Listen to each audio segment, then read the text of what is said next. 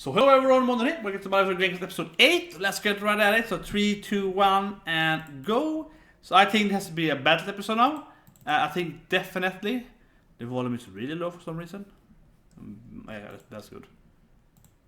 There's some volume now. Yeah, that's good. Oh yeah, he got attacked. So she still cares about him. Good. Well, not good, but I mean, good no. I don't care. So it's like, I don't really care, but it's good for the information to know that she still cares. Yeah. Yeah. Because, I mean, he still wants to marry her, right? We just learned that last week. If they would get married, they would get all the power. So I don't know what. So I don't know why she didn't just marry him. Okay, so it's more than that. Yeah, good.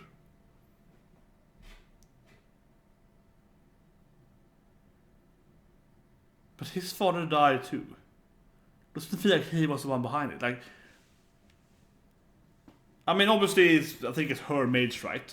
Silka's father, he clearly killed her father. I think that's pretty clear. I think that's very foreshadow. But it's like there's no way he did it, right? Like, there's no way that her fiance, I mean, he could do it, but it's like, you know what I mean, right? Like, what he could do it, but the reason that, the obvious reason why what he did is that, well, he could kill his father-in-law, or our father-in-law, but he also killed his own father to perform that. And his father had a lot of power, right? Because he had the Grancrest, whatever they all had the Grancrest. And he inherited it, but he's not very good fighter we've seen so far and so on. So that seems to make like no sense, right? This seems to be like really, really impossible. Like, why would he kill his father to also kill her father? That it seems really, really far-fetched. But here it kind of felt like she was like, oh yeah.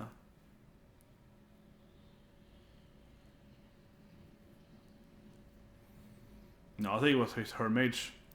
Or the other guy, the really last ruler, yeah, he's supposed to be like the kind of the murderous assassin guy. Yeah, maybe him. I don't think so. I feel like he wasn't really.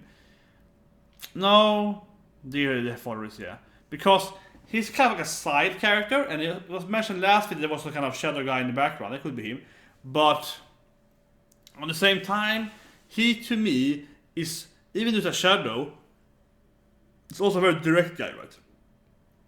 And it's a very honorable guy. It claims to be. Doesn't feel like a guy that would like go for it, so to speak, like maybe her father would. It's a kind of convoluted plot on the side, right? It doesn't feel like he would do that.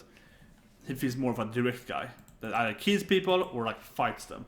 He wouldn't like plan it out. I don't think so. Anyway. I think it's gonna be a battle episode now. I think we haven't had like a battle in a while now, like a lot of blood and so on. So I think it's time for that, like a war episode. Or it's gonna be flashback between. Okay, so it's actually flashbacking the prison princess.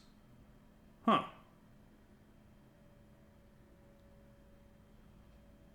And he used to work for her then directly. I like the prince. It's like, look at the rocks here. Oh, it's beautiful. It's like, what a beautiful young lady. Yeah, he goes around there like, oh, look at these things. It's also nice. Oh, it's a nice character.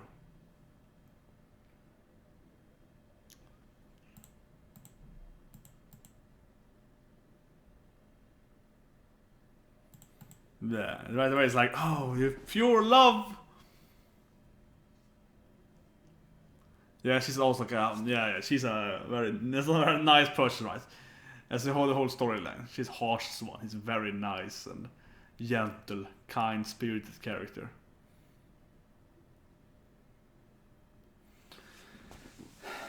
So I guess she doesn't know that he's the prince of her enemies with the mightiest army and everything, right?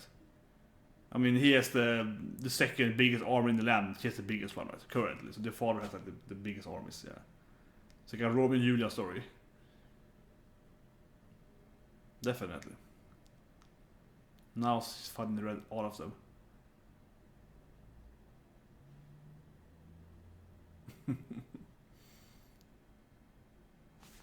Yeah, he's very much like a very emotional character, yeah.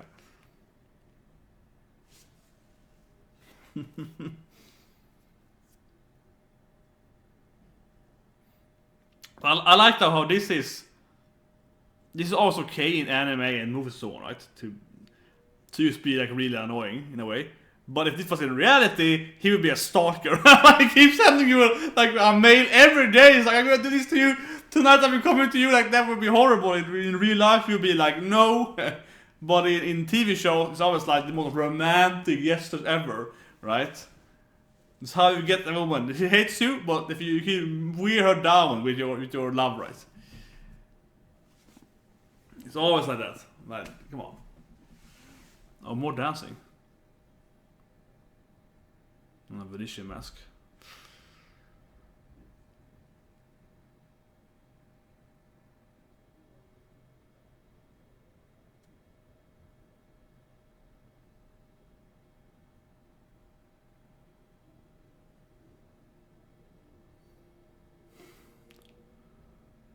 I was like, nope.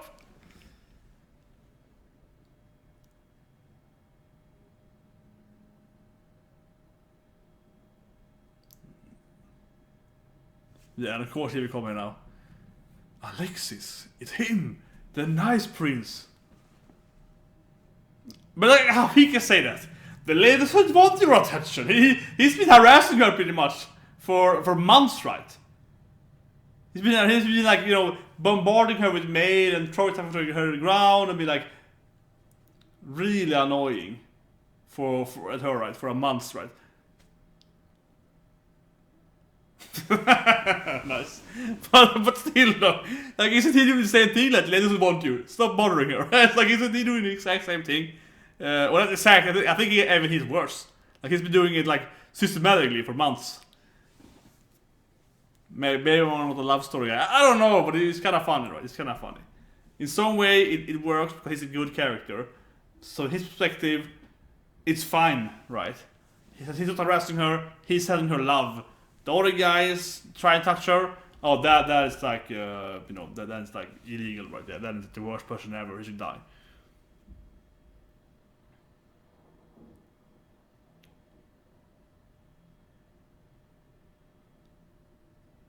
Feels weird that they would be in the same. Yeah, they would be in the same kind of dance and everything, in the same kind of ballroom, because aren't they like the prince? I mean, not prince and prince, but they aren't like the whatever they are, the archduke's son or whatever title they have. Like, aren't they the most powerful children in the world? But they're on different sides, right? They're at war. They're at constant war. So why would they like share a ballroom together? Maybe it's peace right now, but in this anime seems to be war every day. It's like always war. Yeah, it's very Romeo. I know, it's very Romeo. Absolutely very Romeo.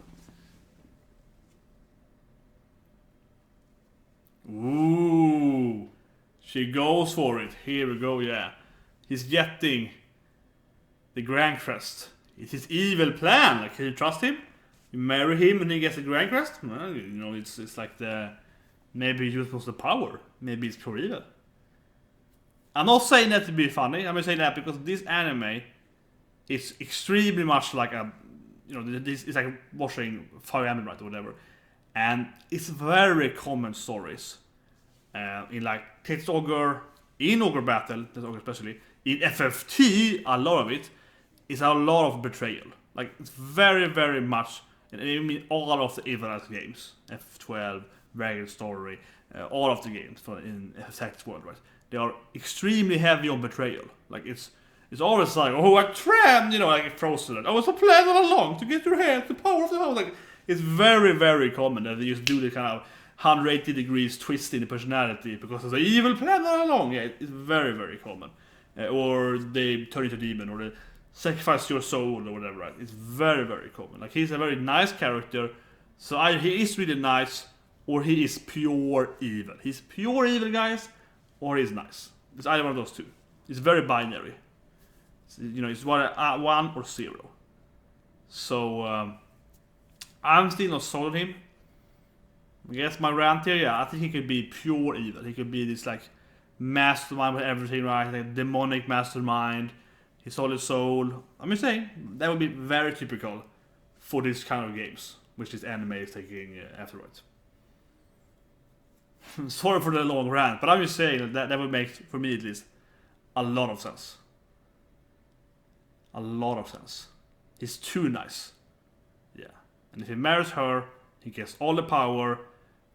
So he wanted to kill her parents, so he could, get the power out of the way. But then she didn't marry him for some reason. Yeah.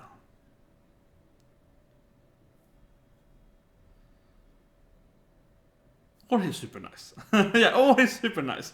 I'm just being conspiracy, right? Yeah, conspiracy here with anime, but or he's a very nice person. He can also be a very nice person. Yeah, also a possibility.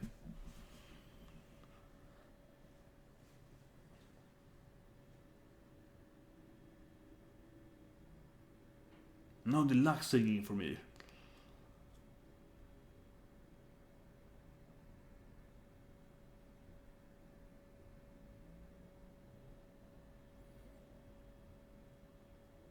A good point, actually, yeah.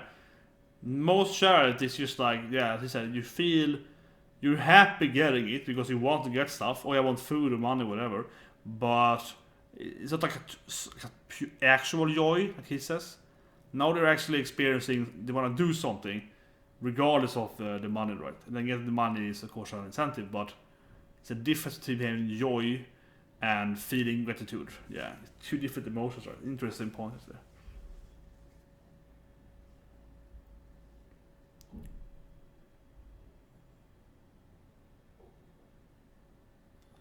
See, he's an extremely good guy or extremely evil. I'm serious, like he's either 100% good, right, or he's 100% evil, this guy. He's like, he can't be in the middle, he's like extremely one side, whatever, up and down, whatever. He's either super evil or super good, right? Yeah, like, something like that. He's definitely... Oh, nice, no kiss here.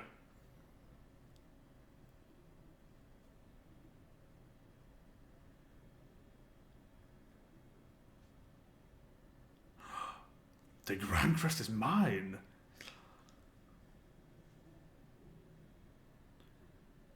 I feel like everyone should be happy about this, though. I mean, they are the Romeo and Juliet story, but at the same time, everyone should be happy because if they do get married, the whole continent is one country, right? And they can stop the wars. Because they have so much war in this world. They have like a freaking war every day. I mean, not necessarily where they are, but like some of the feudal system are fighting on the corners, right, all the time. So if they marry and unite, the world will be much better for everyone else. As the course they've been.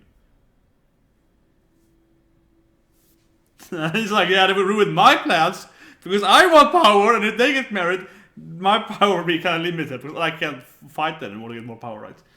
Maybe he can fight someone and get excommunicated, but generally it'll be hard. Oh, here we go, yeah. Here we go, exactly. This guy is getting exposed.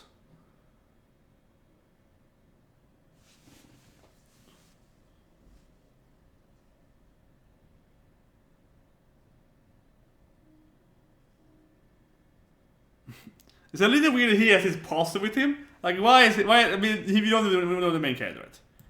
He's the main character, so he's bringing his friends, his vassals and so on. But it's kind of weird. The other guys don't have their vassal with them. They don't have like a posse of people with them.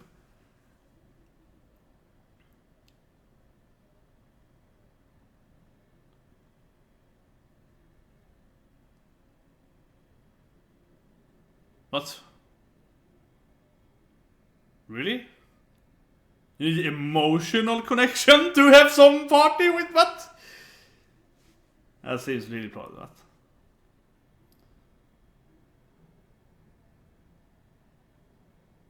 I mean, that makes sense. It's like you're too weak, so I can't follow you. That's one thing, but... That's one thing though, like you're too weak. So I won't follow you.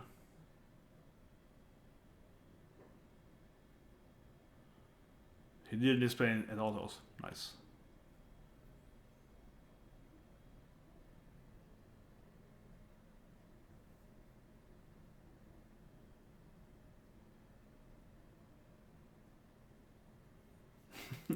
Yeah, it's a kind of, I don't know. Like the mages are also the lawyers or something, right? They're like, yeah, the law says that it's fine.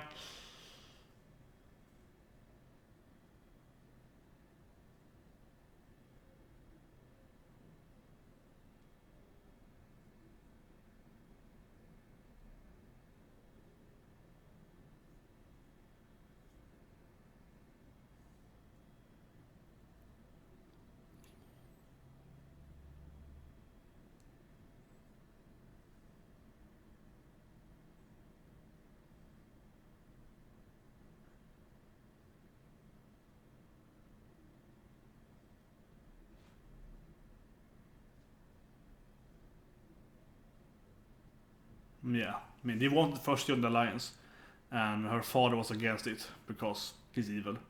He's clearly the mastermind, right? But who else would it be? That guy? Maybe. Maybe this guy, maybe it's the mastermind.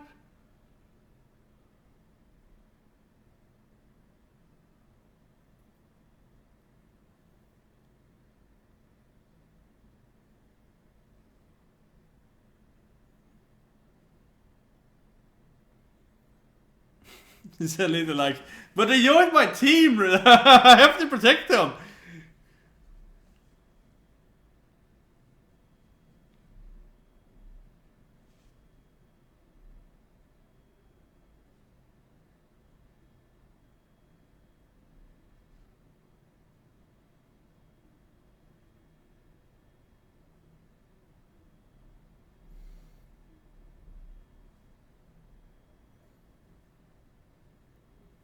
Yeah, Steve spotted that because he took it in the neutral war and not joined them. It's very much like, well, you know, this part is part of our region now, it's like, so we have to protect it. And I know I stole it and they're gonna come back for it, but come on. Come on.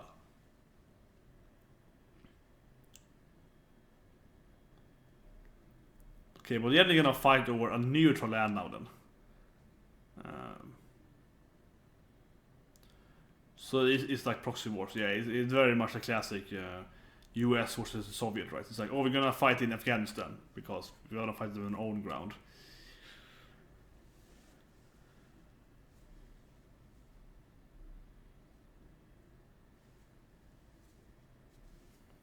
Okay, he's giving away his powers?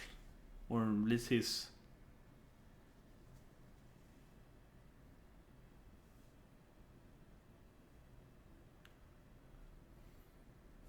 But is he gonna keep the biggest land, right?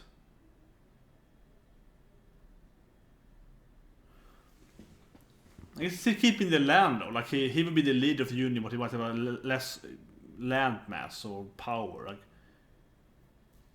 yeah, if he becomes Archduke.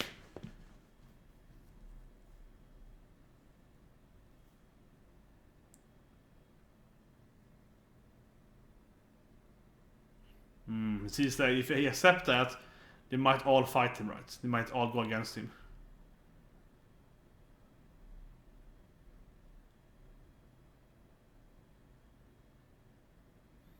He is related to, of course, Margaret, yeah.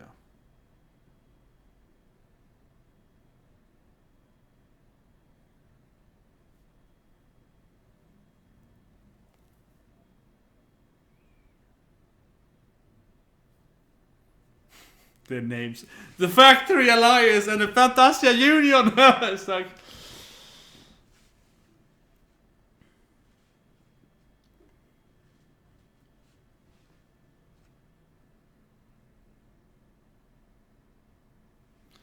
But I mean, he will still have the most power, right? Depending on the system is. Like, if the Archduke get taxes from everyone else and so on, just like an empire, and gets the money from his tribunals, he would officially be the power because he gets everyone else's power, but his landmass probably be smaller and so on the former Archduke that seems to have the highest power. Potentially. It's hard. I need a map, anime. I want a map. I want a freaking map to see stuff. I want a freaking explanation map here for me so I can like understand their power structure. I have to assume now that the Archduke kid kept like the soulmost power. So even if he would serve him, he would have a bigger power himself at least. But the other guy would control the armor, right? So he would have the alliance to make him stronger, of course. But like on a World War I, he would be stronger. Probably. Like it is. I assume it's that.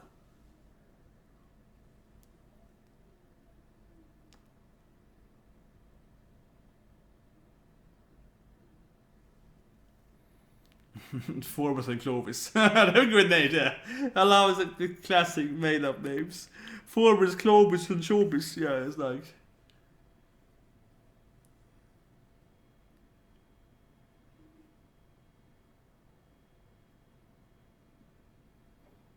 He wants to marry her though. From love! From love, woman. He wants to marry you because he loves you. Not because he wants the power. Maybe.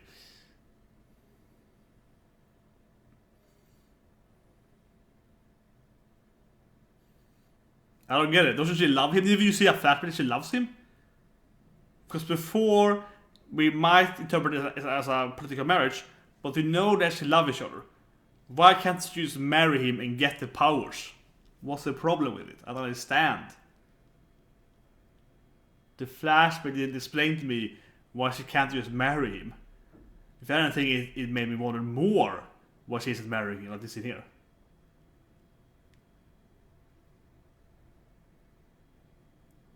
Okay, I'm surprised though it's a 100% political episode. But I like it. I think it's a good episode. It's one of my favorite episodes. Okay, no, she's like, no, it's war! Or something, yeah, no, she's like, nope, it's war, man. I will not agree with this. I will not agree. It is war. I don't get it at all.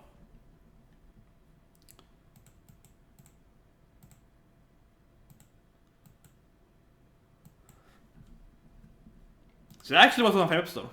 Actually, yeah, I expected it to be much more, as I mentioned in the beginning, I expected it to be way more combat, right? Because I haven't had a combat since 3-4 episodes. Like a real combat, it's probably 4 episodes since we had like a real battle episode, yeah. I mean, the beginning of the anime was just pure tactical RPG fighting all the time. So I expected it to be more like that now, because there's time for that. But I think I kind of liked the anime, but the political part was pretty good. And the backstory wasn't bad, it wasn't good. It was very much Romeo and Juliet, definitely. Let's call it up there. Very much Romeo and Juliet, but I think it was a pretty good story. And then this political debate I actually really enjoyed. So I think it was a pretty good episode for what it was then. But I will say, sorry, I'm reviewing the Grancrest later. But I will say in this review here that I definitely do feel though, live viewing here, that it was time for a battle though. That I have to say, that I expected it to be like that, because I mean it is an anime about a tactical role-playing game, right? Pretty much, and those games have a lot of battles. They're very linear. You might have different options, but you don't have like an open world map. In most of them, you have to have a map, right? And you just pick the next battles. You might have an option like you want to go here or here, but it's like a map. You just pick the cities, right, and hack and so on. And they have sometimes have a lot of political drama, or drama, so fantasy and narratives, but usually a lot of political drama, and they're put in between the battles. So you might have like, let's say 30 minutes of text, right? Like classic FFT, Final Tactics. You have a lot of text there, like most role-playing games, RPG role-playing games. So you have long time of reading that, and that's over. It's a battle, and then you have like 2-3 battles in a row, and like bam, bam, bam, and then it's not like half an hour equipment stuff or an hour of a lot of narrative, right? And then it's like battle, usually, because you have like a battle in a line, right? Like battle, castle, gate, boss, dungeon, demon, win, yeah. So and then it's like the next narrative part. So it feels a little weird that they have gone so many episodes now without actually having one of those back to the beginning of the anime with tactical battles. So that is weird to me. It's really weird. I don't necessarily know if it is off-putting. I'm not saying like, oh, I need that, but I would say now there's been too many episodes without that, and it's kind of funny because I remember when this guy died, and I was like, who died? I watched episode 1 to 5 in the same day, right? I just directed them in whole, and I was like, who was that guy? Who was that guy? And it was so fast, and everyone reading Reddit, the people was like, yeah, I don't know, the pacing is really fast. But then after that, it feels like it's really slowed down now. Not saying it's bad because of that, but I expected it to go like that, right, up and down. So I expected now it's like now we're here, and the pacing wise, I expect it to be spiking at any time now. So that's a little weird to me. That being said, though, I like the whole thing there. I do want a map, as I mentioned during the reaction. I want a map. I want a freaking map game. I want a freaking. It's really hard to imagine, but I'm wondering, for example, if he gives away his the title to him, that means that guy probably gets extra tax, extra soldiers from everyone. They probably have to give him, tribune, like armies and money and so on, so he will get even more powerful. But his own land size and tax income and so on is probably weaker than the Archduke's son. That is currently the biggest one, but we know at least is it to be the strongest one, right? So even if he will serve him, his personal land will be bigger actually, but if he serve a smaller land, because like the leadership and maybe magical power and so on. So that it's not actually like that happened in real life for different countries. So it actually wouldn't be impossible, but that's how I visualize it. And so I want a map anime. I want a freaking map. I want to tell me where this land, this guy's land. So that's a problem here, right? It's like an anime from a technical role-playing game, but they're not showing us the world maps. Because in those games, you have the world map between every battle, right? And between every narrative part, pretty much. You see the map a little bit, or you see something that reminds you, okay, so I wish I had a good map in my hands here, but... okay, here's one of my mouse mats, actually. So I mean, it's like I control this part, right? I control this part, and then it's like, okay, the prince controlling this part. It's like this big, and then we have these older lords that are all over here. They all hate me, and then we have this big over here. He really hates me. It's this big power, this power here, right? And if I take over this land here, this guy gets to serve me, and and so on. That's a bad map. But like, this is the piece, right? So yeah, the cover. And I mean, of course, in the end game, you will have everything, right? In the end game, the player will have everything, but you will work yourself down. Oh, I lie this guy, then I have this guy. They can betray me here, and then this other corner here likes me. Yeah, so you kind of you will remember this sheet of paper all the time. You remember it. It's actually Borderlands mouse paper, but yeah, you would remember it all the time, right? Pretty much, and it's much easier to understand then. When someone says, "Oh, I attacked Civis, and this happened," and so on. Here it's very hard to visualize who is controlling what and so on. So that is a problem with the anime. There is a problem with the anime, and I think they can't really they have to. This is hard to produce a thing. It's hard, right? Because they have to kind of combine all that together, and it's just like. Yeah, that is complicated.